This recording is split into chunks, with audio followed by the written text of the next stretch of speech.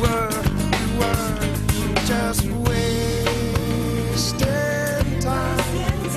Let the hours roll by doing nothing. Welcome back to The Five. Let's talk Obamacare. The government is about to start auditing states' insurance rates. That means the federal government of the United States of America is going to go into 10 states and audit the insurance companies, private insurance companies that have been regulated by the states before Obamacare. At the same time that that is happening, we have learned that health care has gone up 9% since Obamacare was enacted. I thought the promise was that health care would go down, Andrea Tenteros. That's absolutely right. The reason we did this was to make costs go down. And the reason for this is, one, hospital costs are going up. They're consolidating. They're forming these semi-monopolies. But also, think about all of the provisions of Obamacare that have gone into office immediately, Bob, such as the annual and lifetime cap provisions, pre-existing conditions. You have insurers that need to cover kids 19 and under. Oh, what a thought. But I'm just covering kids. And these preventative services now that insurance companies have to provide, all because of Obamacare. But you also have 1 in 8 major employers, Dana Perino, saying, you know what?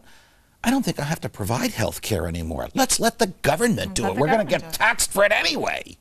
Right, and that adds to the uncertainty, right? And so you hear CEOs and financial officers of these companies saying one of the reasons that we're not adding jobs, that we're not sure about what we're going to do healthcare-wise. Now, I think one of the things, I think it's unfair to blame it all on Obamacare. I think these healthcare costs were going to go up regardless. I mean, we keep improving on technologies.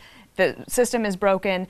That's what President Obama, I think, intended to try to fix. I just disagree with how they're doing. Do you think that the president wanted a single payer all along and gave us this 2,200-page monstrosity so that the default position would be Are you the asking federal me a question? Yes, Robert. What am I, chop liver? That the default position would be the government. Can I explain why they're going into audit these guys? Because these insurance companies has nothing to do with Obama's health care plan. Are ripping off the American people. That is absolutely. They are regulated I by can't the finish states. Let him finish. Let him finish. Let him finish. Go ahead, Beckel. Before Obamacare was even voted on in the state of California, they increased rates by 40%.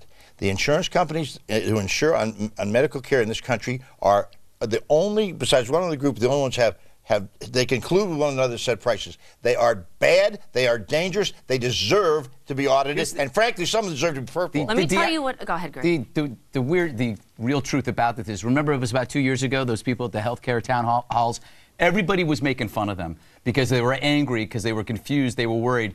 They all are soothsayers. They were all right. They were not yes, right. They were. I'm going to give you a softball. No one knew what was coming down the pipe. I'm going to give you a softball. Why is there a wealth gap in this country? Why is there a wealth gap? It's pretty simple. Why? And that is because Republicans have consistently rewarded white people at the top of the system. Here's the wealth gap. You guys always say to me, you're in class warfare. There's class warfare. You are in class warfare. 5% versus the rest 95%. Could there be a wealth gap because the Democrats have created a culture of dependency amongst half the population? Here's one of the problems. Even though you're a libertarian, you are slightly elitist. You know what an elitist is? An elitist is everybody who thinks that they know what the other 70% of us think. And you're wrong. Well, that's what pollsters do, right?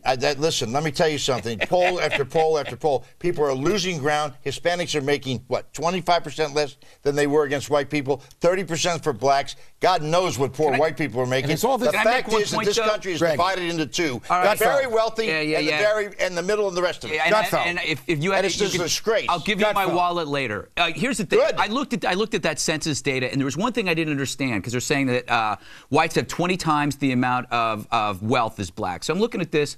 The stock investment wealth is 28% for whites, 19% for blacks, and 15% for Hispanics. That doesn't translate into wealth that's 20 times more. So what does that mean? That means that it's about equity in homes.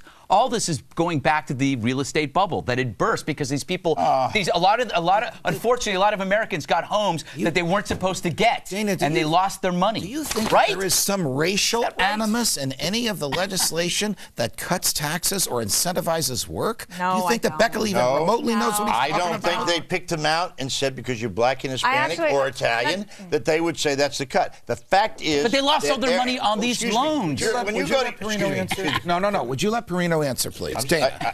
I don't. Ask me a question. No, I asked Dana. I am the Rodney Dangerfield of this show. It's as simple as that. I'm going to go back to the basement and be the crazy uncle. Go ahead. I just want to mention the president that I worked for, when he did the tax cut of 2001, which I know you don't like. I know that, but it is a fact that he decreased taxes on that population, the poor population, from a 15% rate to a 10% rate.